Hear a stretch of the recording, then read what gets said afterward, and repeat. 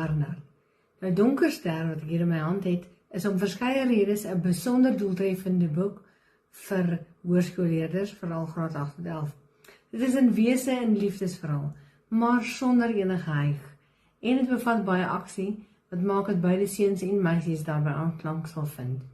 Ook bevat dit 'n groen tema, so dis ideaal vir bespreking vir die klaskamer. En dis baie relevant.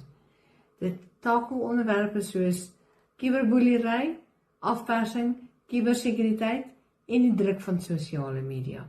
Dit weerspieël die wêreld van hedendaagse tieners op 'n realistiese manier, maar sonder om ooit te preek. Dit spreek ook kwessies aan soos skuldgevoelens, angs en soeke na eie waarde.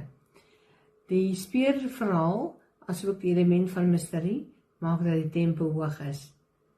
Die karakters is feilbaar en menslik, so die karakterontwikkeling is baie geloofwaardig, en leerders kan maklik met die interne stryd van die karakters identifiseer. Belangrik vir onderwysers, daar is 'n leesgids vir graad 9 en 10 vir Donkerster beskikbaar, en dit word deur LAPA verkoop.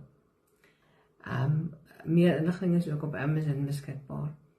Die struktuur bied uitstekende stof vir die onderrig van literêre begrippe, soos konflik intern versus ekstern, motiewe, spanningstegnieke en karakterontwikkeling.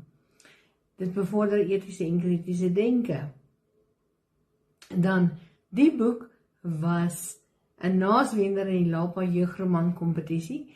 Dis kan vakadviseurs en onderwysers verseker wees van die literêre waarde van die boek, maar steeds bly die taalgebruik eie tyds en toeganklik.